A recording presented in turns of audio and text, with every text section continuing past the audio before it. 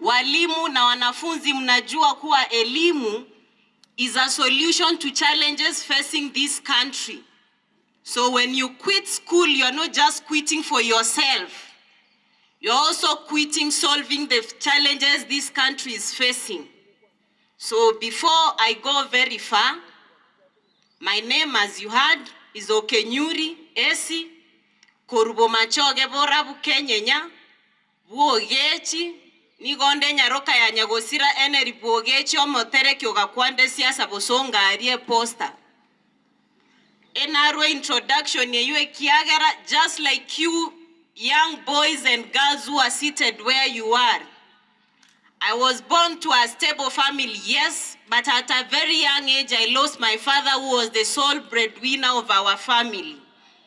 So remaining with a single parent who had 5 children to take to school and ensure we had a very good life, at least get basic education. For that, I'm very grateful for my surviving parent, who is my mother. So girls and boys who are seated there, why am I giving this background? Just like you, I share your story and background of any other ordinary child in Kisii. Okoire vina guna mache skuru, erinda tegerengang kyo mwarimu agoteba. Ekero na rueta I went to Kenya Primary, I did well. I had more than 400 marks, earning my placement at the Kenya High School. Unajua Kenya High School? Unajua Kenya High School? It's a national school.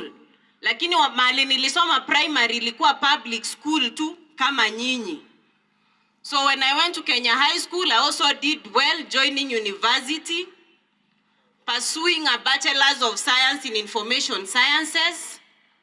I also did certified public accountancy with KASNEB. KASNEB, a product of whatever you're doing in society.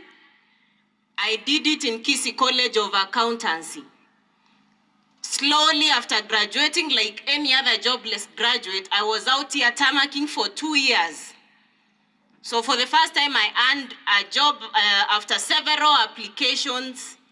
I had an opportunity to get a job at Safaricom as a customer care experience executive. Wanafunzi, wakati unapiga simu, kuna wale ambao wanapokea hiyo simu kwa Safaricom na kukuambia maybe mteja, kitu kama hiyo. That was my work. After 7 months, kwa sababu nilikuwa na lineage ya mambo ya leadership, in primary I was a bell ringer, in high school I was a house official, in campus I was a student leader.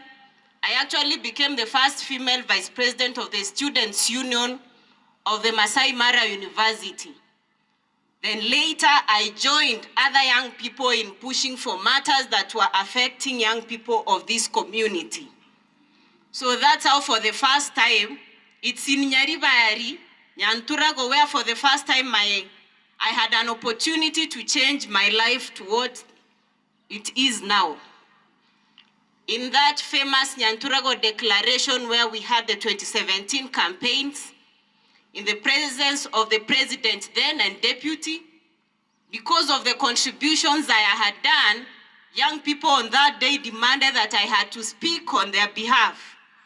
And when I was given the opportunity, I did not speak about issues that were affecting me as Okenyuri. I spoke about issues that were affecting the young people of that area, the women of that area, and the men of that area in general. As a result, the deputy president then, William Ruto, spotted my capability and gave me a chance to work in his office as an assistant director research in the strategy and delivery unit, where my key role was to push for equipping of young people with skills in technical training institutions, which was in line with Jubilee's agenda of equipping young people with skills so as we solve unemployment. So to the young girls and boys sitting there, if you do not earn placement in the university, you can still make use of your brains in technical training institutions.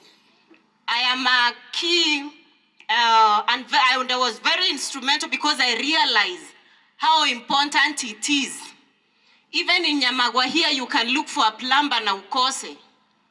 So apart from us encouraging you to pursue university education, when you fail to meet those points, you can equally take the path of technical education.